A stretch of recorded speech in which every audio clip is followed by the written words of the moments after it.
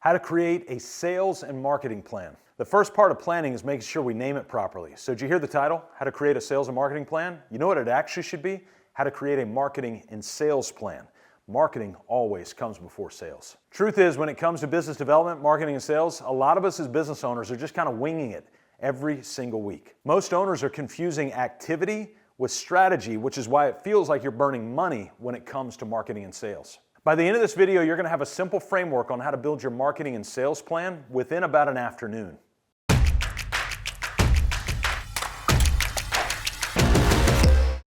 All right, I want you to think about this when it comes to marketing and sales. There's a lot of people, when we go around and we talk at different expos and trade shows, there's a lot of booths set up with marketers. And you can see on their sign what they're promising and how they can deliver results and do all this other kind of stuff. And a lot of times when business owners hire those marketing firms, what they do is they abdicate responsibility versus delegating responsibility. And in the abdication, they go, well, I'm hiring you, so I guess you're just going to bring me leads, right? And the marketers are looking back at the owners and going, well, you're hiring us, and so we're going to give you impressions. And so they start showing all these fancy metrics of all these people who have looked at your stuff. And then you look at, as a business owner, and go, well, I don't have any new customers from it. And so it's this back and forth frustration of being able to understand. The purpose of marketing is qualified lead. The purpose of sales is converting those qualified leads into customers. They have to work together, and we've got to have a plan to be able to do it. Listen, you wouldn't drive all the way across the country without a plan. My son and I went and hiked the El Camino from Porto, Portugal, all the way to Santiago de Compostela. We hiked about 140, 150 miles over a period of about 9 or 10 days. And it would have been a very bad idea to go into that hike with no plan. But instead, we had gone in, my wife had done a lot of the planning last couple of minutes, we did a few bit of the planning, and we went, we knew where we were going to stay, we knew where we were going to stop, we knew where we were going to eat, because if we didn't have any of that stuff, we would have run out of water and we would have run out of food. That's marketing and sales for most people. And so we want to do something different. We want to set a plan. So the first thing that I want you to do in this marketing and sales plan is you need to define the ultimate destination. We call it a vision. In fact, it's said proverbially, where there is no vision, people scatter. And so in your marketing and sales, if you do not have a vision, all that's going to happen is a bunch of scattering ants. You're going to deploy a lot of money and a lot of time, and what you'll get back is nothing in return.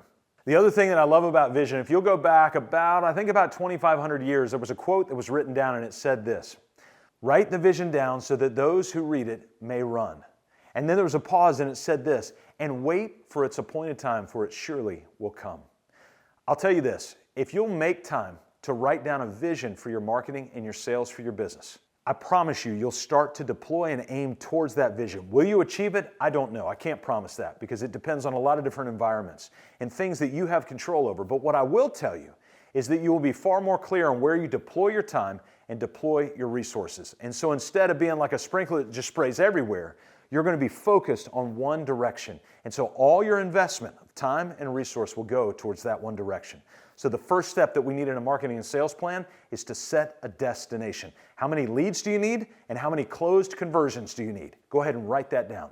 Now, once you've got your destination laid down, we're going to break this down. Remember, marketing comes first, sales comes second. In fact, there's a video I want to point you to. If you'll go click on the link in the description below, we actually will show you where marketing fits and sales fits within the structure of a business. If you're a business owner, you need to understand how the structure or the systems of the business are built.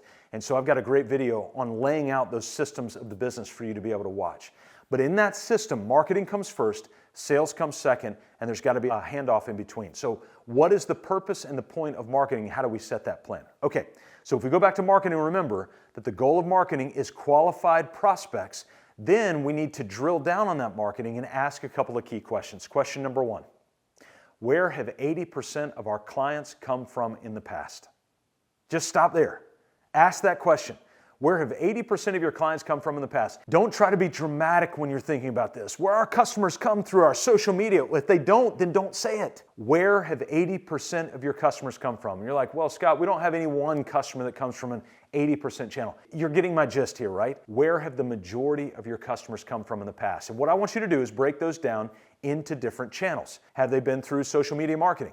Have they been through trade shows? Have they been through networking groups? Have they been through past customer referrals? Where have those channels come from? I want you to write those down. In fact, take it one step further, and I want you to write down a list of those customers. Some of you might have thousands of customers. You can't do that? Okay, write down a list of those core channels. And let's get on paper, in the past when we look back, where those customers have come from. Now you might hear that and go, well, Scott, our industry's changing. We're having to pivot. Okay, that's no problem. Allow the past to inform the present to some degree. And what are things that have worked well for you, even if your industry is changing? You don't want to ignore where you've been. There's a lot of juice and a lot of wisdom to be able to pull from that. So start with that question. Where have 80% of your customers come from in the past? That is a core marketing question that will lead you on your way to your vision and destination back to the pool of potential customers that you can start to bring into your business. So I want to show you how this plays out in real time. We have a client and he's a home builder. And so we asked him the core question, where have 80% of your clients come from in the past? And he started to think and he goes, actually a lot of architect referrals.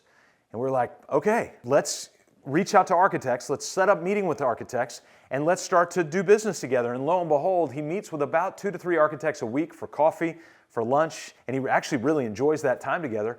And so when we look at his pipeline, he's got a full pipeline because he's gone back to where 80% of his business has come from, and he start to work that channel. So whatever that looks like for you to work the channel of where 80% of your customers have come from. Again, if it's social media, then work that channel. If it's industry associations, then work that channel. Try to get more and more time in front of those different channels that you have, and your level of prospects is going to become more predictable. All right, so now we have prospects from the marketing side because we've written down a goal and a vision of what we want, and we've also identified where 80% of those customers have come from. Now with the marketing, we want to lay out the tactics to start to nurture those people.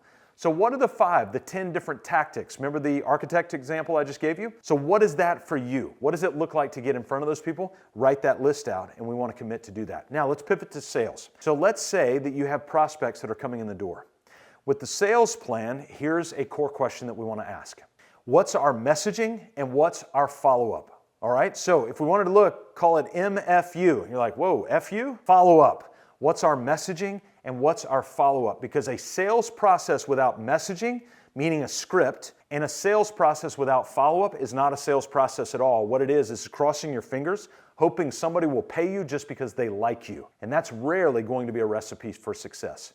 So what we want to do in our sales process is we don't want to just think that sales is this magical thing that some people are good at it and some people are bad at it. No, there might be people that are naturally bent towards it, but they still have to go through training. I used to work for Pfizer for a number of years, and I was in their sales vertical in their sales department. And one of the things that they did that I learned from is they repped sales messaging over and over and over and over again. It was ad nauseum. It was to the point of being sick that you went. But when you got out into the field and you were standing face to face in front of a doctor with very valuable time, you were ready to go because of the reps that you went through. But what did we rep? We repped scripts. So in your business, whether you have 1 employee, 5 employees, or 50 employees, or 1,000 employees, you need sales scripts. And that sales script becomes your sales messaging. And then in that messaging, you can follow up. I'll give you an example of ours. So we have a sales script. Every one of our team members knows about this. We're trained on it. And if you ever go through a sales call with us, here are the questions you're going to be asked. Number 1, tell us about your business. Number 2, what do you want? Number 3, what are the roadblocks keeping you from what you want? Number 4, what does life look like if you don't do anything different? You don't hire us, you don't read a book, you just keep doing what you're doing. What does life look like in 3 years from now? Number 5, what are you willing to invest?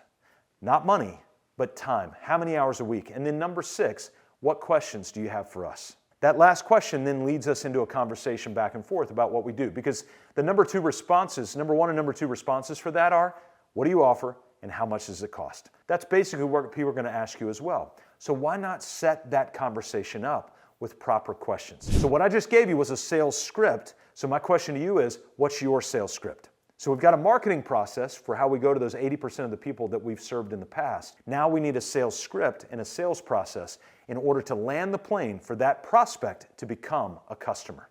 2 other best practices that I think are incredibly important. Build a scorecard so you track metrics for marketing and metrics for sales. In your plan, your annual plan, you need milestones and scorecards, and so you need to put those in and start tracking those things. What are the metrics that tell you if marketing's winning or losing? What are the metrics telling you if sales are winning or losing? It's not rocket science. Don't try to go over the edge with these things. Just think about the numbers that are meaningful to you, and let's get those numbers down on a sheet of paper and start tracking them. That leads to the second best practice, and that's a once weekly, agenda-driven, leader-led marketing and sales meeting.